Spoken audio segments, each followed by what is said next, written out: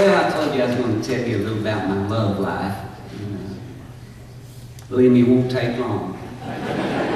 But I don't know if this actually falls under the category of love or not, but certainly it falls under the category of infatuation.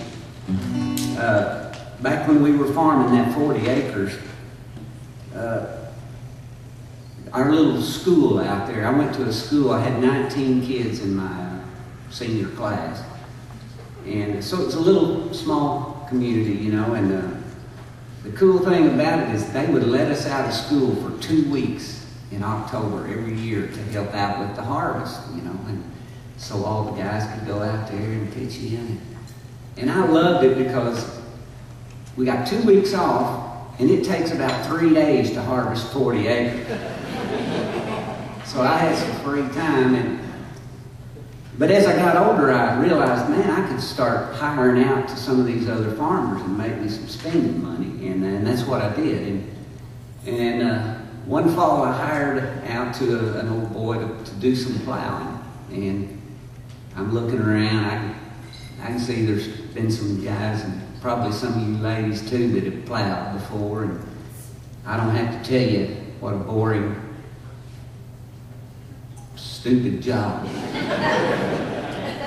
You get on a tractor, it's got the plow behind it, you dig a ditch down to that end of the field, you turn around, put your wheel in that ditch and follow it back to the other end, over and over.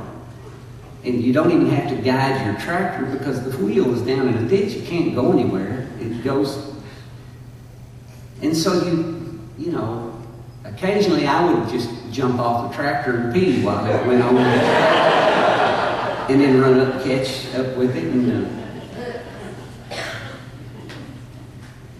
the reason I'm telling you all this information is I'm trying to impress upon you just how much time you had to daydream. Your mind just wandered. And this fall, when I was doing this plowing job, my mind, from the moment I got on that tractor at dawn until I went home at dark, my mind was on one thing. And this sounds like a joke, but my mind was on the farmer's daughter. Because he had this cute little daughter that was maybe a couple of years older than me, so my chances weren't good anyway. But she used to bring me my lunch every day at noon. She would come walking out across that freshly plowed ground in her bare feet and bring me a little old brown sack with a sandwich in it. Maybe an old pickle jar full of some iced tea, you know, wrapped up, usually wrapped up in an old tow sack, because that kept it really good and cold. And I would plan and I would dream about what I was going to say to her and how cool I was going to be when she got there. And every day when she got close to that tractor, I would just choke up. I couldn't say a thing. I would just grab that sack and I'd eat my sandwich and I'd guzzle that tea and I'd fire up the old Ford and head on down the road. And so nothing ever became of that.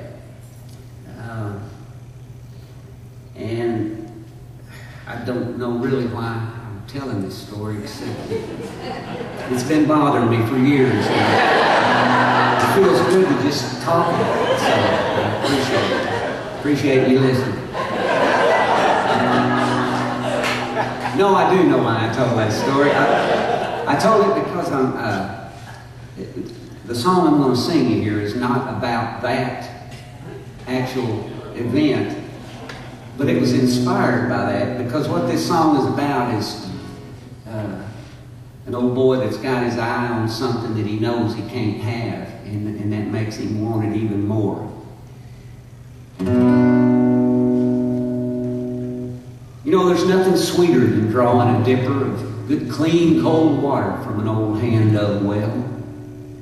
And there ain't nothing harder than raking alfalfa and waiting around for the sound of that noon dinner bell. That's when I'd take off my old straw hat and go up to the big house where we'd all gather around under the elm tree to soak up some shade and eat some good country cooking, and if I was real lucky, she might even look at me.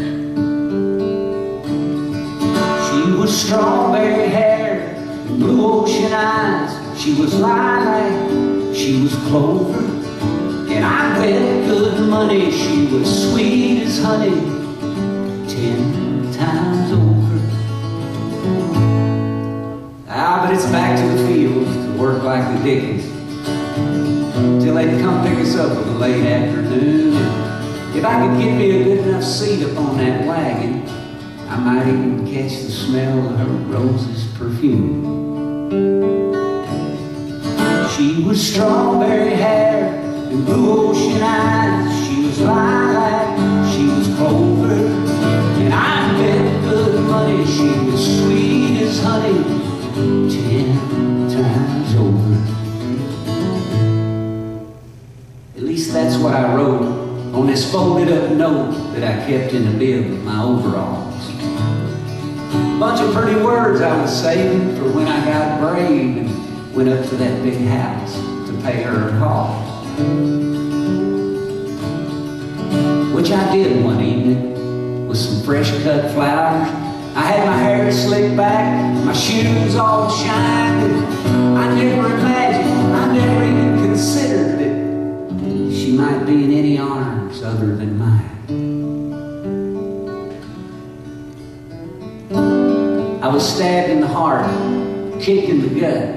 At least I might as well have been, because you see the windows were open and the curtains were blowing, and I'm sorry that I ever looked in.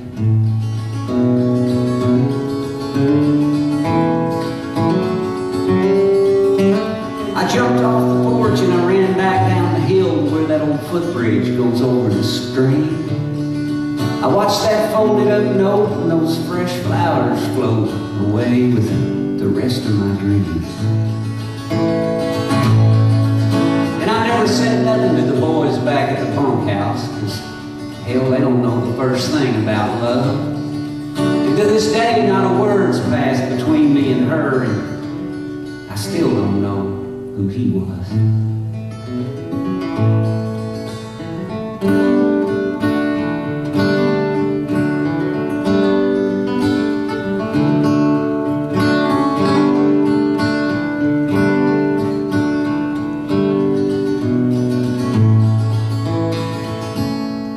I still got hay down my collar, I still got sweat in my eyes, and yes, I hurt for a while pretty bad.